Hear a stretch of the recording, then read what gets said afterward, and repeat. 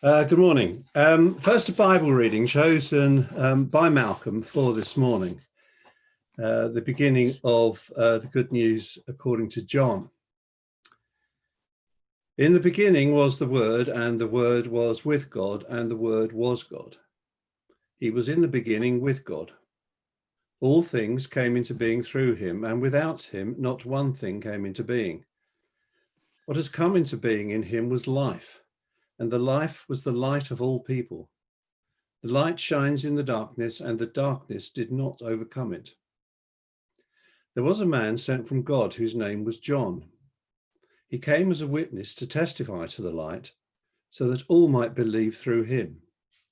He himself was not the light, but he came to testify to the light.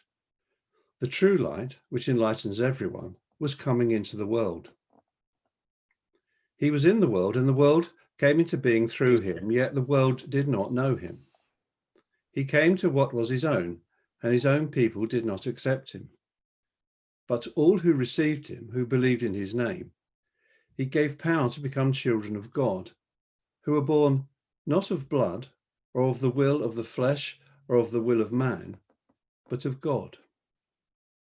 And the Word became flesh and lived among us, and we have seen his glory, the glory as of a Father's only Son, full of grace and truth. Let us pray. Heavenly Father, as we gather here this morning, reminded again of the mystery of the Word made flesh, may we open our minds and imaginations to hear the power and beauty and mystery of human words made alive. Father, we seek that all we do is to your glory. And may today bring us to new and renewed ways of seeing your glory among us. Amen.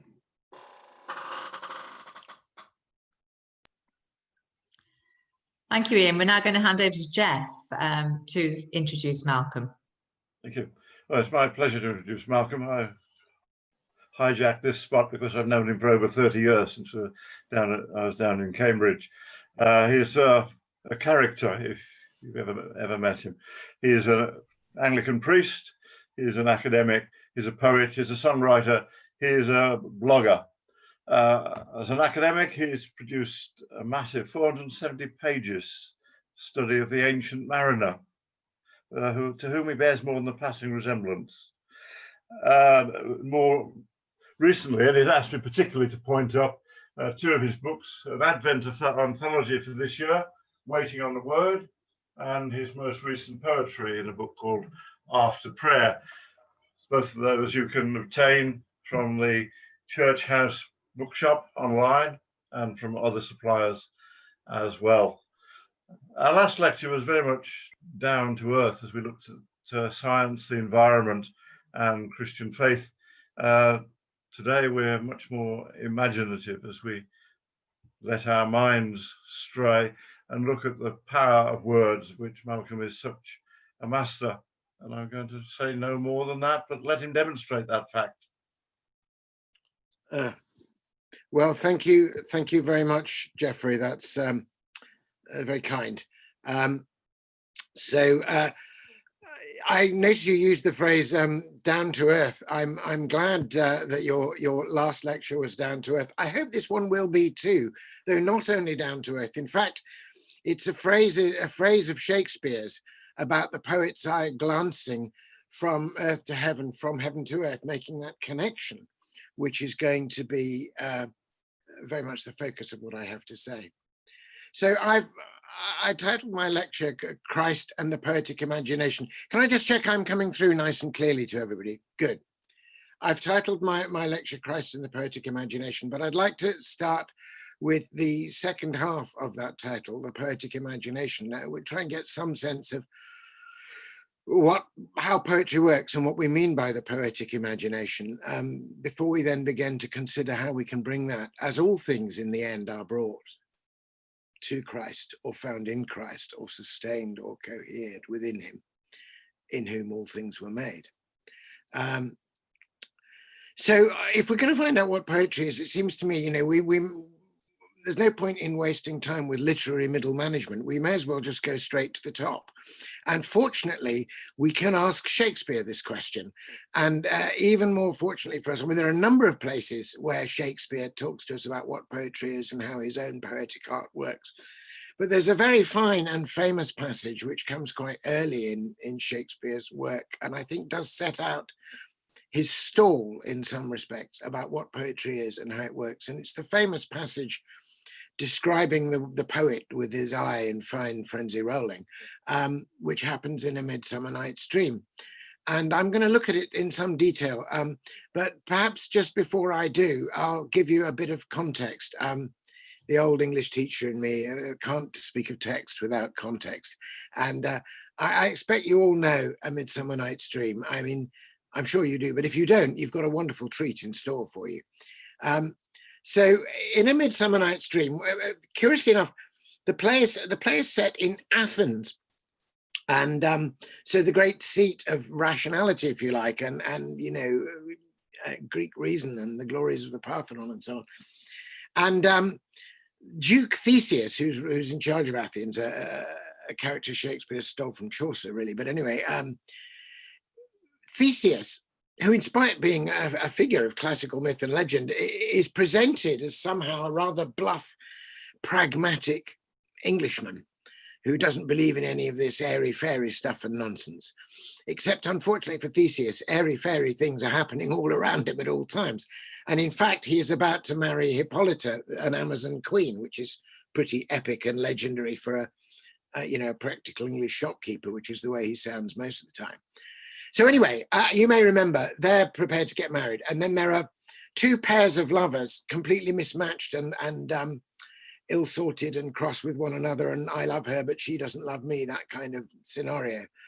And just at the beginning of the play, we get this scenario, and then they are all whisked off out of Athens, out of the day-lit rational courts of Athens, into a moon-enchanted piece of magical English woodland that just happens to be tucked away up behind the Parthenon, and which is inhabited by Oberon and Titania and Puck, Robin Goodfellow, and so on. And you may remember, so off the lovers go, and partly to the magic of the woods and the magic of the special love potion that Puck has made, they end up in this kind of dreamlike moonlit sequence, pretty much playfully trying out every possible variation of who loves who and who doesn't love who.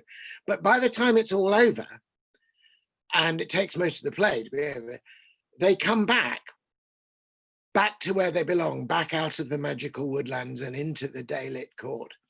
And they're well sorted. You know, each person is matched up with the person they should be matched with, and they're happy and ready to get married, which is just as well, because the play is a comedy and marriage is what happens at the end of comedies. Of course, all marriages are the beginning of a much longer and more interesting comedy still. But all of that has happened. And meantime, Duke Theseus and his Amazon queen Hippolyta have been sort of off stage for most of it. But Act 5 begins with Theseus and Hippolyta coming back onto the stage, having just been told off stage the whole magical story about Puck and Oberon and Titania and everything, which they've not witnessed, but they've been told it by these lovers. And they come on stage openly speculating about whether there's anything in it, about whether to believe it or not. And Theseus takes the view, well, I'm not going to believe any of this. This is all stuff and nonsense. You know, I only believe what I've seen with my own eyes, kind of thing. And Hippolyta, interestingly, says, well, I'm not so sure. Because whatever happened, I mean, something happened. These lovers were terribly unhappy when they went off, and now they're all transfigured together and they're growing to something of great constancy. So something must have happened, and that's the context. But of course, we in the play, within the world of the play, we know it did happen. So we know that Hippolyta's right and Theseus is wrong. So Theseus, in order to make his point that he doesn't believe any of this stuff and it's just a wild tale that's been made up, uses the word imagination to assume that, imagination is something that's not quite the case. And he comes up with three typically imaginatively obsessed people, the lunatic, the lover, and the poet.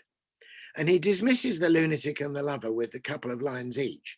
And so you're expecting him to dismiss the poet with a couple of lines. And suddenly you get 7 or 8 lines of transcendent poetry in the mouth of a hostile witness. On the surface, Theseus is saying, oh, there's nothing in this poetry. You don't want to believe any word of this old stuff. But in the course of it, he gives the most beautiful account of poetry ever.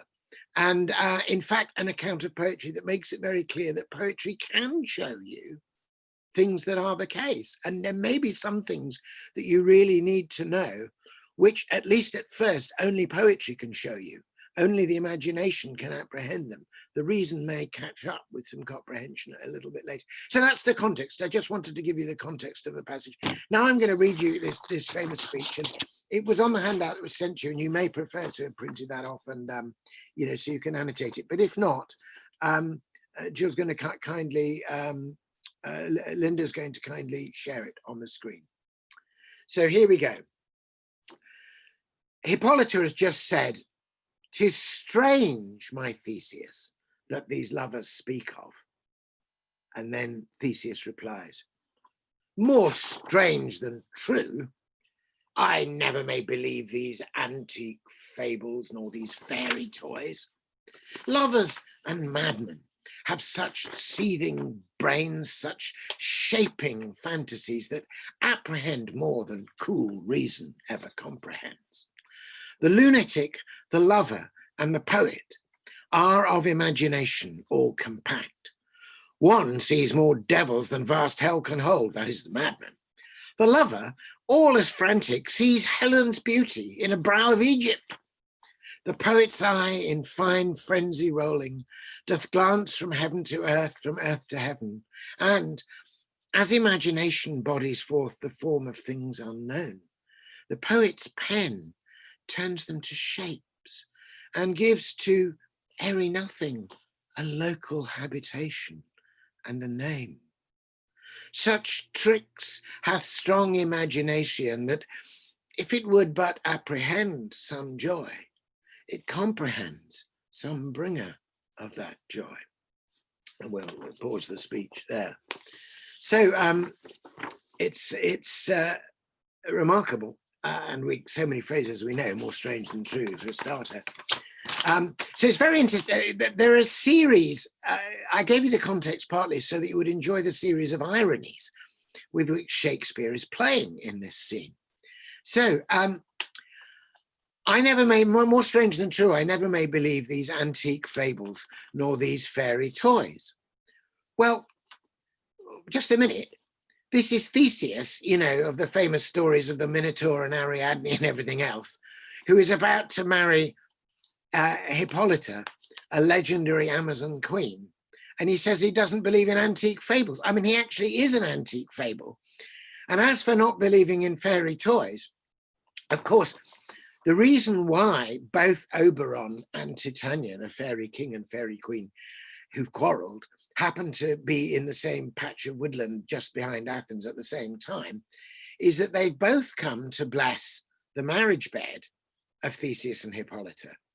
And in fact, Titania makes it clear that she had a little encounter in his youth with Theseus, that she says that she led him through the glimmering wood.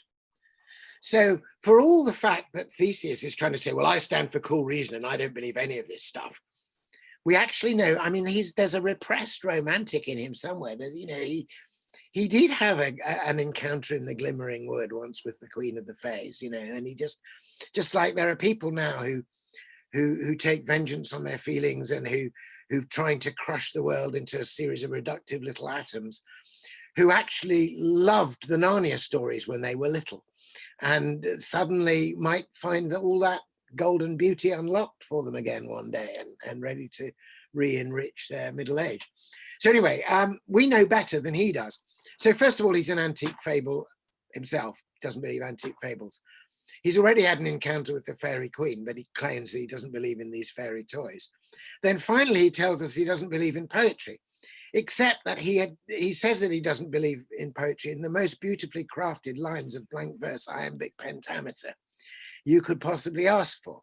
So he's speaking poetry. So he is pretty methodically sawing off the branch that he's sitting on here, or the stage that he's standing on. And that's part of the pleasure in it. But it is a fantastical and wonderful play, and it's the play about which Coleridge said, well, Coleridge said this about his own work, but he also applied it here too, that the great artist draws out of us a willing suspension of disbelief that for the moment constitutes poetic faith. But then these shadows of imagination speak to us truths about our inner selves. So let's carry on in the speech. So the lunatic, lovers and madmen have such seething braids, such shaping fantasies that apprehend more than cool reason ever comprehends. Then his three categories. The lunatic, the lover, and the poet are of imagination all compact. Then he goes through them. One sees more devils than vast hell can hold, that is the madman. Then here's another point where he really is digging a hole for himself here. Remember, they've not quite got married yet. This is the night before their wedding, or possibly the day of the wedding. I think it's the evening before, and they're walking along. He's about to marry, having professed his undying love to Hippolyta, whom he was warring and quarreling with before this. And then he says, the lover,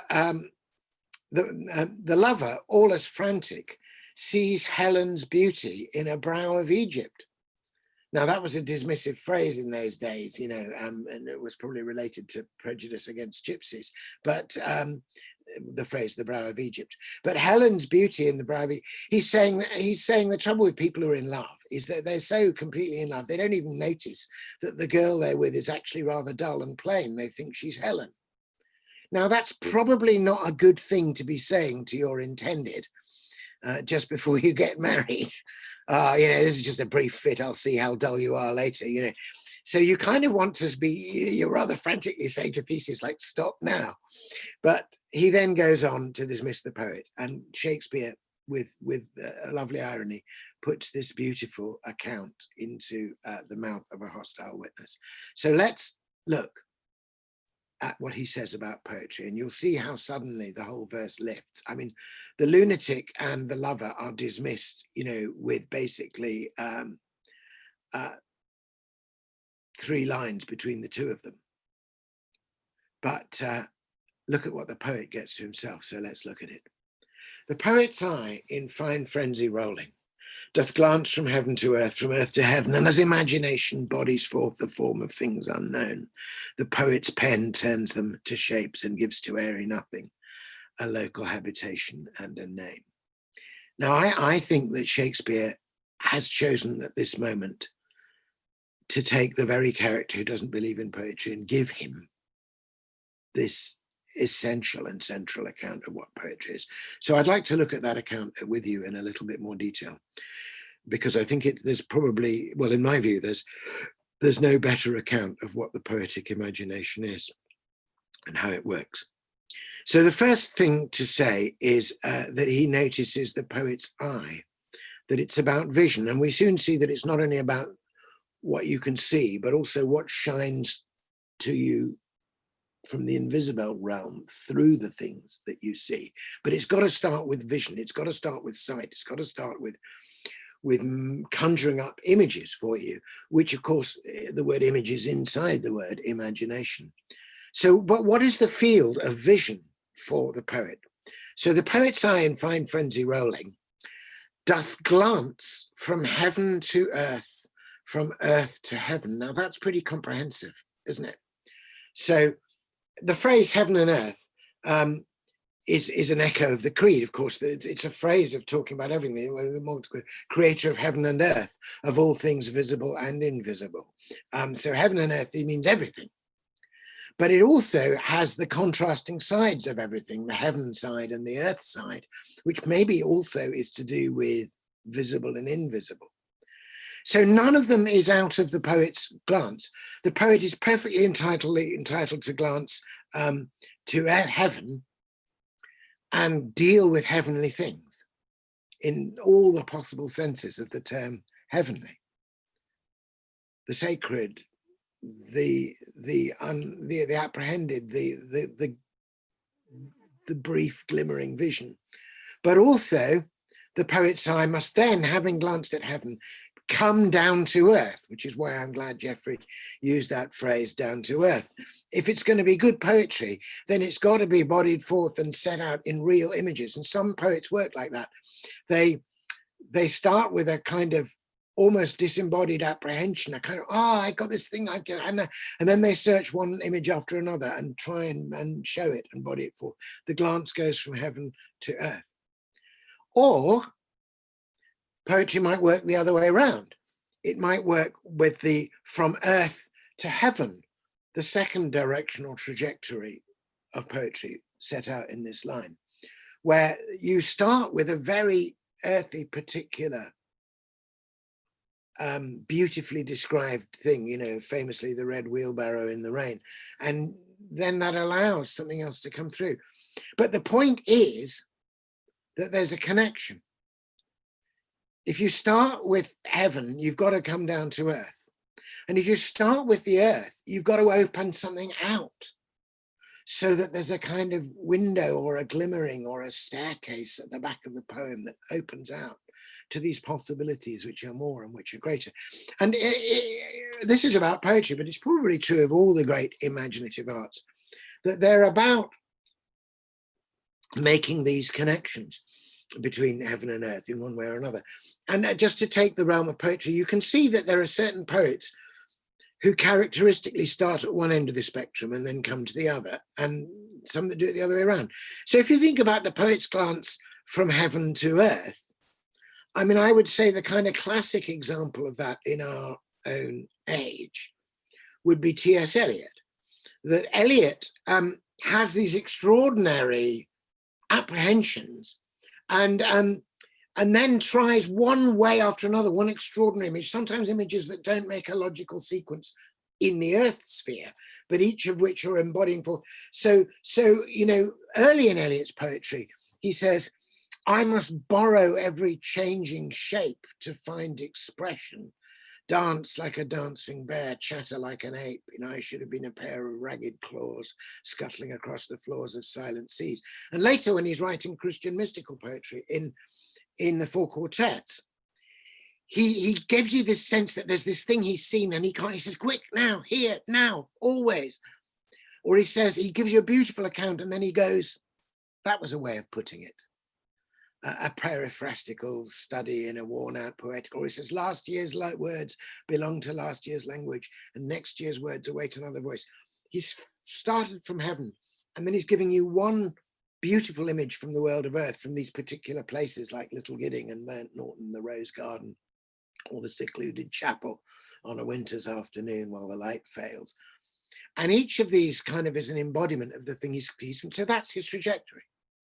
Now, another great modern poet, and just recently deceased contemporary poet, the late Nobel laureate, Seamus Heaney, is an example of a poet whose glance starts always with the earth, the earthy, the rooted, the embedded, the particular, but whose poetry never stops there, but always opens out to these extraordinary possibilities in which we find that something we'd always known or half known or might have flitted away has suddenly been bodied forth, that we've seen it in the earthly. So, I mean, just to take the most obvious example with Heaney, the first poem in his first collection, Death of the Naturalist, the poem Digging, one of his most famous poems, which is almost all, it starts with, you know, between my finger and my thumb, the squat pen rests snug as a gun. And he's got a blank piece of paper. He wants to write a poem. He's got nothing to say. And suddenly his train of thought is interrupted by the gravelly sound of a spade in the garden, and he looks down and he sees his father's straining rump, you know, digging potatoes, and suddenly he goes off beautifully on a series of incredibly earthy, squelchy, bodied stuff about, he talks about the squelch and slap of the peat and the way the spade nestled, the lug of the spade nestled against our knees, and how we went down and down for the good stuff, and how he followed behind his father and loved where he scattered new potatoes, and he loved their cool, hard feel in his hands. It's a wonderful poem. And you're reading it and you're thinking, well, thanks, Seamus, this is really good. I'm with you there with the spade and the potatoes and my grandfather cutting more turf on Toner's bog and all of that. But where is this taking me? I mean, apart from a close-up of somebody digging. And then, of course, you remember at the end of the poem, when he remembers all these farmers in his family, and then he says, but I've no spade to follow men like them. Between my finger and my thumb, the squat pen rests. I'll dig with it. And as soon as he says, I'll dig with it, the last lines of the poem, you suddenly realize that the whole poem is also about writing poetry. It's about what poetry is. It's about going down and down for the good stuff. It's about turning over and exposing something like the turf that was closed down. And it's about the way both the potatoes and the turf, providing nourishment and warmth, are part of what the poetry is for. And you suddenly realize the space that slices through living roots, and that these living roots awaken in my head. And then you realize it's actually the living roots are not only the roots of thought and ideas, but they're also his own roots, the sense in which he writes out of a particular little corner of the earth, a particular place. So his glance started with the earth, but then goes up towards the heaven. In both cases, Eliot and Heaney, and of course Shakespeare, the satisfaction in the poem comes from the linking and connection. So let's go back to the Shakespeare now and have a little look about what he says. We've only just mentioned the phrase, the glance from heaven to earth, from earth to heaven. That's all very well, but there's a problem here. If we keep those two realms separate, we may begin a bit of art, but we lose something. Just to return to our contemporary art scene and poetry scene for a minute, hold Shakespeare in suspension there for a sec. I said that Eliot was a great poet who started at the heavenly end and then embodies things in images from the earth, and that Heaney is a poet who begins with the earth and the earthy, but opens it up to the heavens, as it were, to the invisible, the deeper things, the other roots. And their poetry is successful because they both make that connection from different directions. And I'm sure you could think of artists and musicians and painters and sculptors about whom you could make a similar distinction. But we can all also think of unsuccessful art, bad art. We can think of, I mean, again, in my realm, poetry, you can see some poetry which is so abstract, so disembodied, so completely full of tricksy, postmodern self-referential, ironies that it goes round and round and round, and you can't actually see anything at all. It's completely unembodied, it's disembodied, and it's unsuccessful. Although, because T.S. Eliot once said that now good poetry, in order to succeed, must be difficult, that led some people to make the false assumption that if it's difficult, it must be poetry, which is a quite different proposition.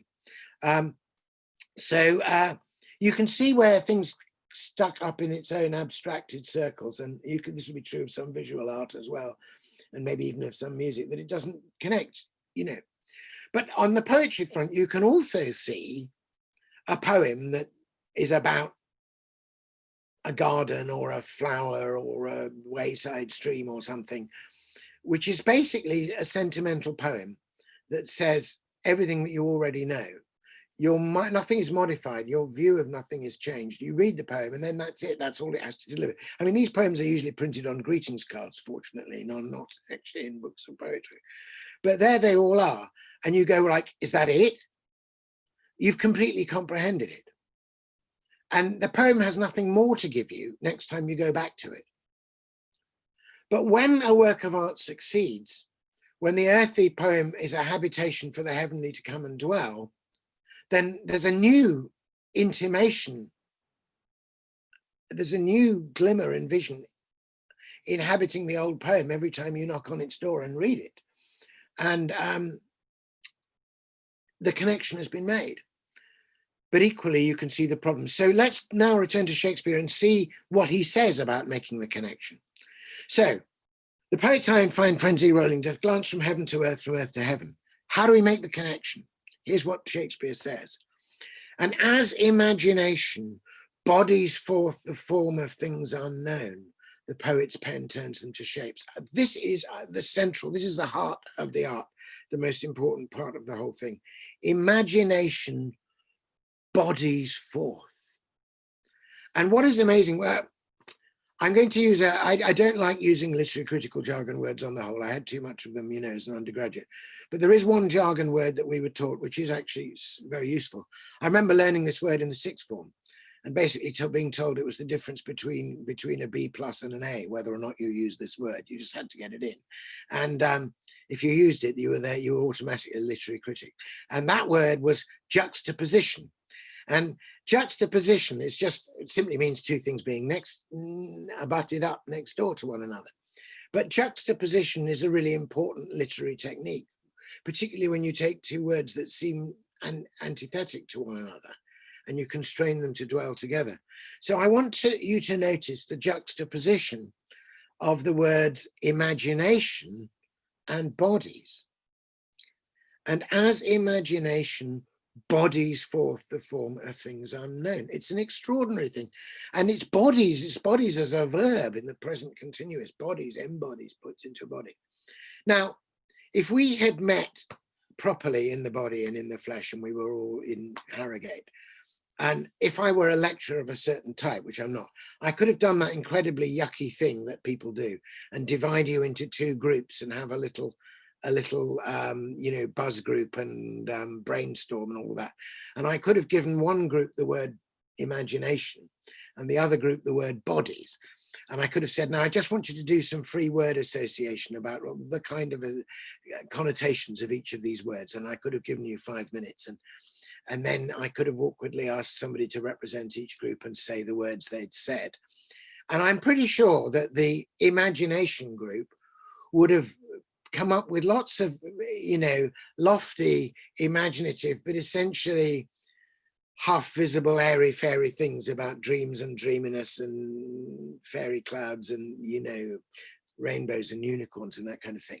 And the bodies people, depending on their mood, I mean, some of the bodies people might have come up with sort of aches and pains and groans and flab. Some of them might have come up with gorgeous six packs and sculpted muscles and voluptuous shapeliness. I mean, you know, and some of them, you know, might have talked about sweat, whereas others might have merely referred to perspiration. But the fact is that we would have had these two different clumps and there would have been scarcely a connection. We would have assumed that the imagination was somehow by its very nature disembodied.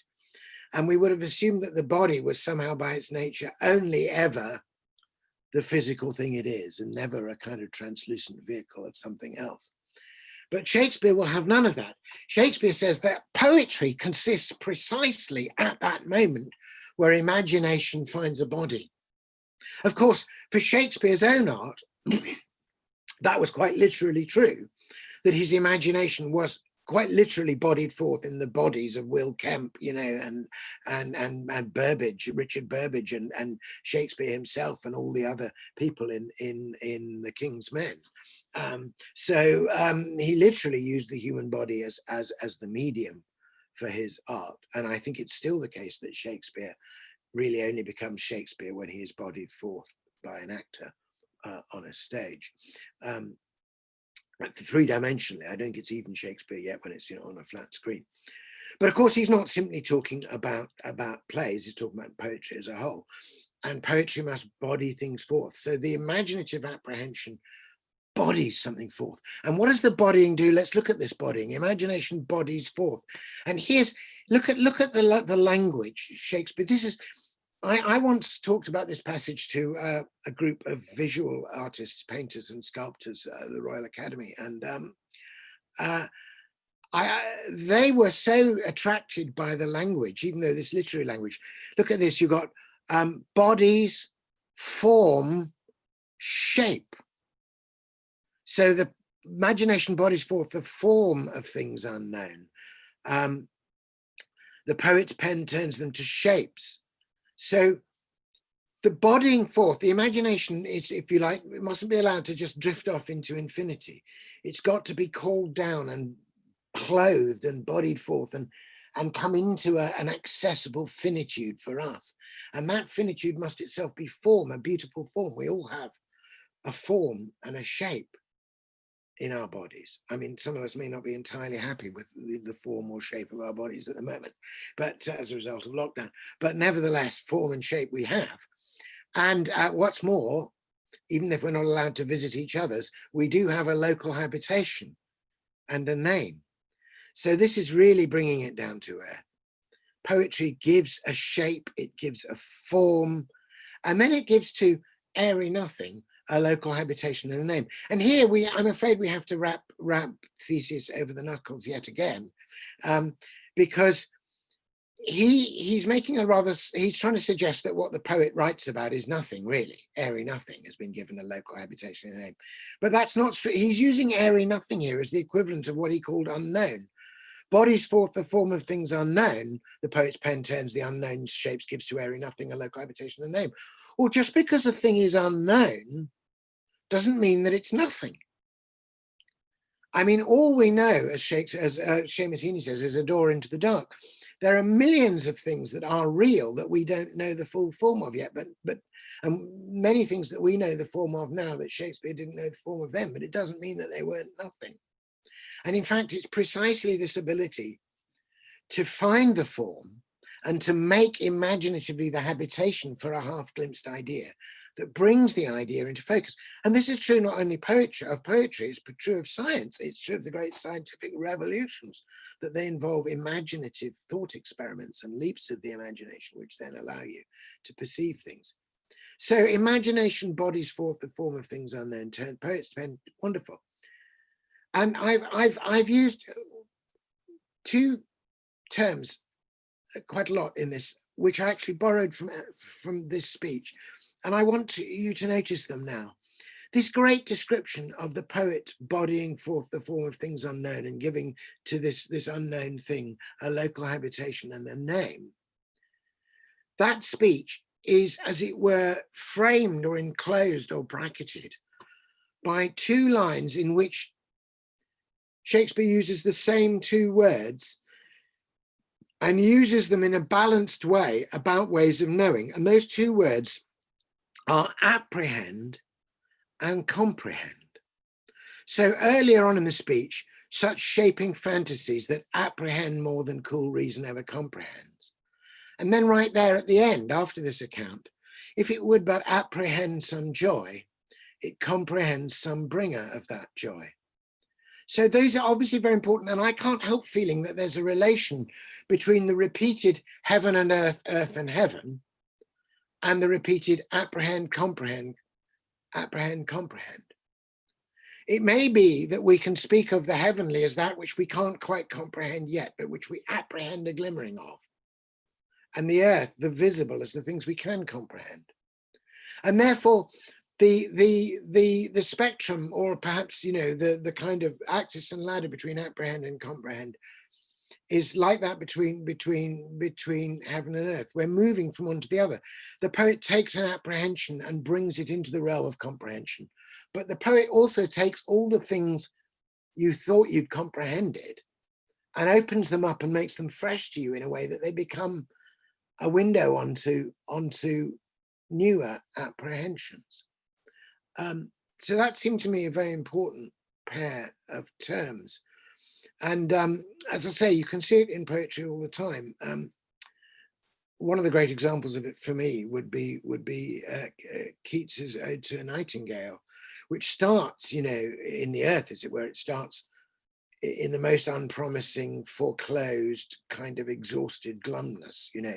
My heart aches and a drowsy numbness pains my sense, as though of hemlock I had drunk or emptied some dull opiate to the drains. 1 minute passed and Lethe woods had sunk.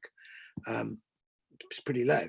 And then it suddenly opens out because he hears the nightingale, thou light-winged dryad of the trees, in some melodious plot of beech and green and shadows numberless, singest of summer in a full-throated ease. But as you remember, the nightingale goes out and he ends up walking out into the garden.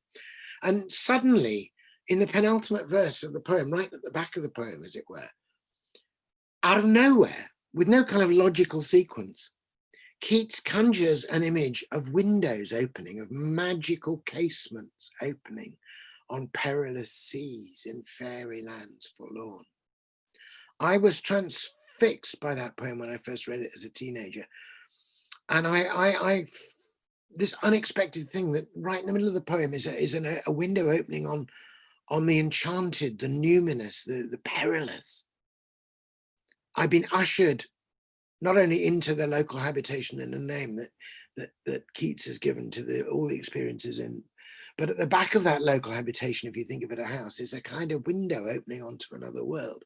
And that's what seems to me to be happening in a lot of great art. But whereas you and I might have a fleeting vision of something, we see it and it's gone.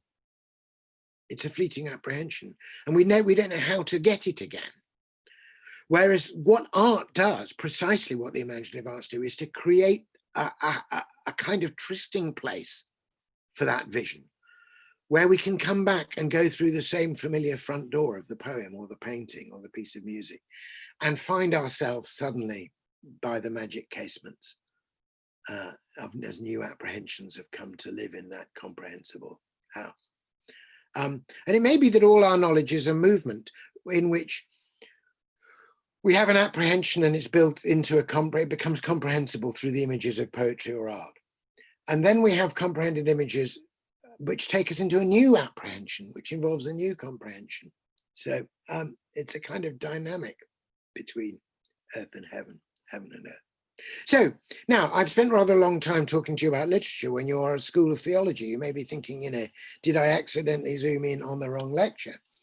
But I wanted to start with this Shakespearean thing because that's how I read it for a long time. I became more and more entranced by this passage, and I got to know this play very well because when I was a sixth former, I was in a boys' school and pining away and not very happy there.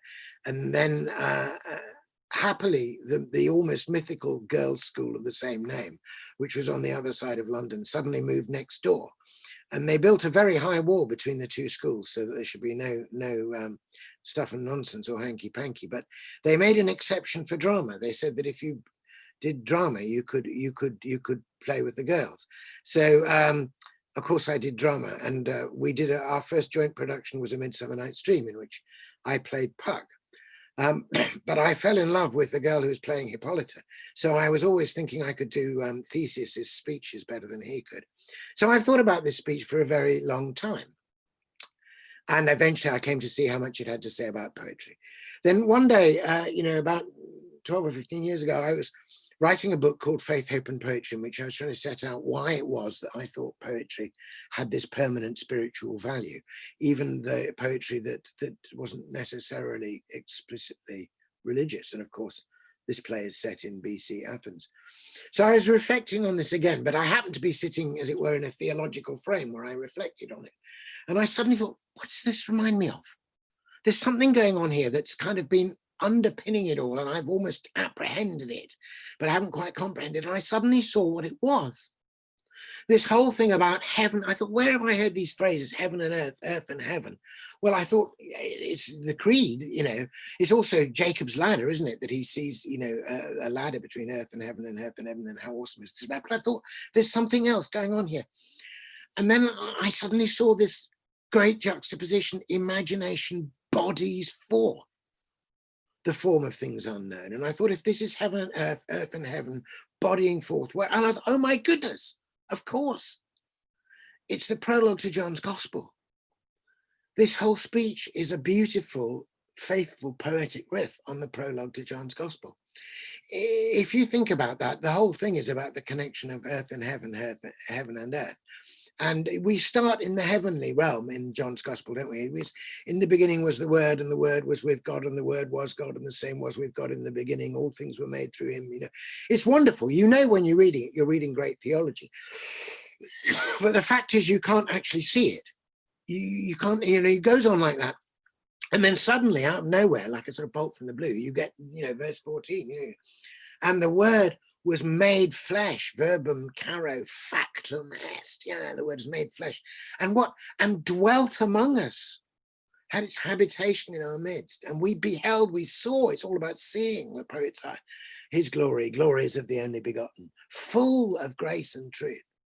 It's about taking the heaven, bringing it to earth, and allowing you to see it. And it's more than that, because of course, I mean, as you know, John is a kind of a beautiful riff itself, a beautiful riff on Genesis. And so you get the same beginning in the beginning. But in the Genesis narrative, of course, we hide from God. And the first question from God to humanity in the Genesis narrative is, where are you? And we're saying, no, you don't want to say, whoops, back off, I'm naked. So of course, the first question from humanity to God in John's gospel, when they meet, disciples meet Jesus, is, Master, where are you staying? In fact, in the Vulgate, which Shakespeare would have known, as well as the Geneva and possibly the Dewey translations. Obviously, this play was written sometime before the 1611 translation, so he wouldn't.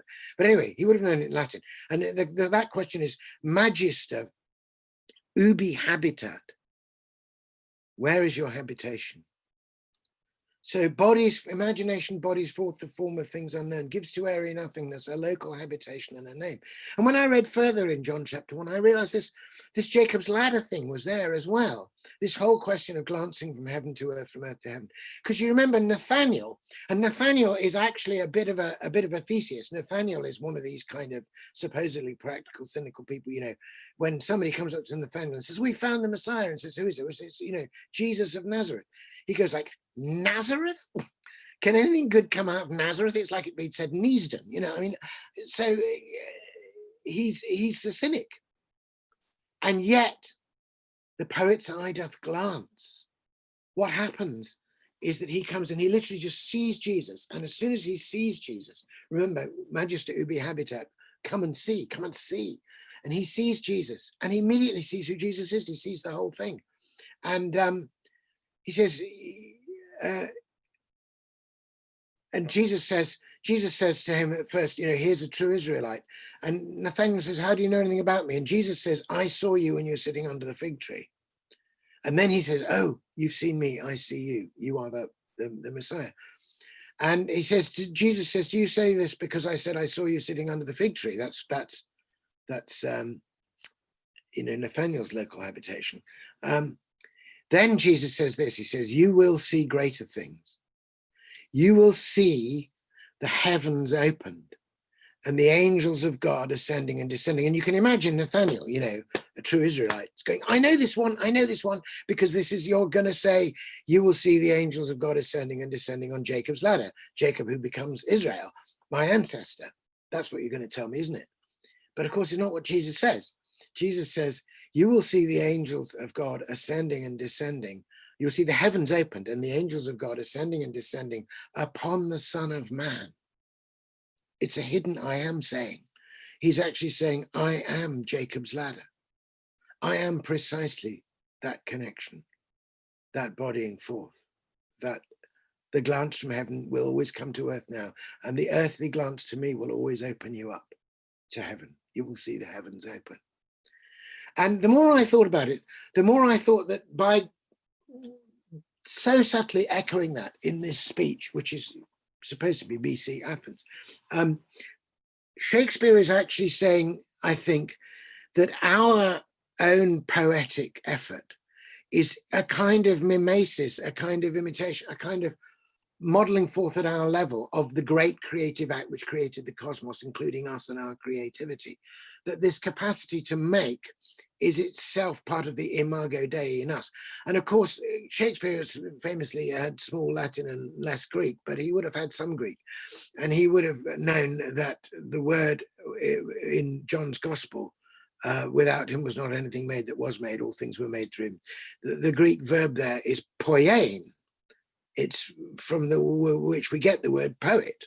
That's why the Scots word for poet maker is a better translation in a sense. So, in the beginning, God poeted the world, And in a sense, the greatest poetic act of God is not simply the creating of the frame in which we all live, but the second thing, when he bodies forth the whole of heaven and gives it a local habitation and the name is Jesus. And I found this connection opening up for me with this great account of poetry. It's extremely helpful because it made me realize that there was something God-given and something, as it were, made possible for us. It's possible for us to begin in our own way to body forth the form of things unknown.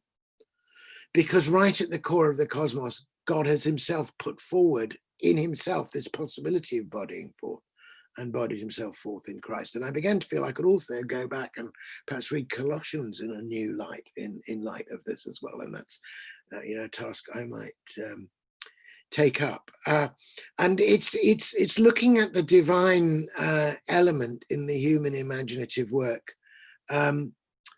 It's looking at that in a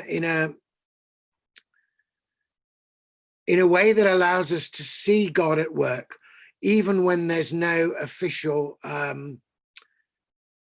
Christian label, and we're not quoting proof texts every 3 seconds. And, it allows us to open up all kinds of poetry, not necessarily from our own tradition, and see how God the Spirit might be working it. Anyway, I hope that's opened up some possibilities for you. I think I'm coming towards the end of my time allowance now.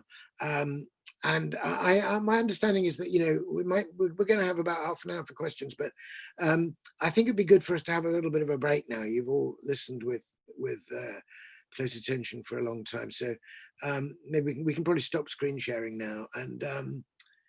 And Linda, do you want to